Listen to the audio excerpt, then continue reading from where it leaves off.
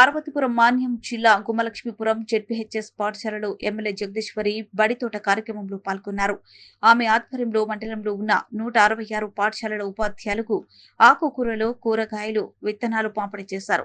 జిల్లా కలెక్టర్ శ్యాంప్రసాద్ ఆదేశాల మేరకు మనపడి మన తోట పథకంలో భాగంగా పాఠశాలలో ఖాళీ ప్రదేశంలో విత్తనాలు నాటే కార్యక్రమం చేపట్టామని, తద్వారా విద్యార్థుల మధ్యాహ్న భోజనంలో పౌష్టికాహారం అందించాలనే ఉద్దేశంతో ఈ కార్యక్రమం నిర్వహిస్తున్నామని ఎంఈఓ చంద్రశేఖర్ తెలిపారు.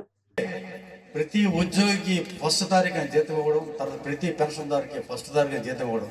ఎందుకంటే వాళ్ళకి ఆదివారం సెలవు అయితే ముందు రోజు సెలవు అయితే వాళ్ళకి ముందు రోజే ఏదైనా పండగ పడితే దానికి ముందు రోజే అది డ్రా చేసి వాళ్ళకి ఇబ్బంది పడతారు. ఎందుకంటే ఒక వృద్ధాప్య పెన్షన్ కానీ లేకపోతే వికలాంగుడు కానీ వాళ్ళ మందులకి అయ్యే ఖర్చులు 6 నెలల్లో కరెక్ట్గా అందకపోతే వాడు ఇబ్బంది పడతాడన్న ఉద్దేశంతో ప్రభుత్వం మంచిగా ఆలోచించి అవన్నీ చేయడం జరిగింది. మండలంలో చిమురుగూడ గ్రామ పంచాయతీలో ఇది మంచి ప్రభుత్వం, ఇది మంచి ప్రభుత్వం అనేదానికి ఒక 2 విషయాలు మీతో మాట్లాడాలని మీ గ్రామానికి రావడం జరిగింది. ఈరోజు చూసుకుంటే మీకు ఏ కష్టం వచ్చినా ఎన్డీఏ కూటమి ప్రభుత్వం అండగా ఉండి ఆ ఇబ్బందులు మీకు లేకుండా నేను చూస్తానని మీకు నేను మాటిస్తున్నాను. అలాగే ఈరోజు చూసుకుంటే సీఎం అయినటువంటి నారా చంద్రబాబు నాయుడు గారినే చెప్పాలి.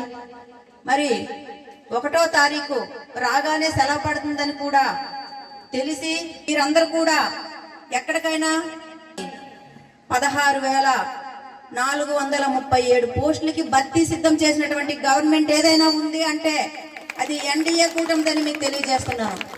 ఈరోజు నిజంగా బడుగు బలహీన వర్గాలకు అన్ని కూడా అండగా ఉండడానికి మరి గౌరవనీయులు చంద్రబాబు నాయుడు గారు పెద్ద పీట వేస్తున్నారు. ఈ రోజు చూసుకుంటే పంచాయతీలు నిర్వీర్యం అయిపోయిన పరిస్థితి గతంలో చూసాం.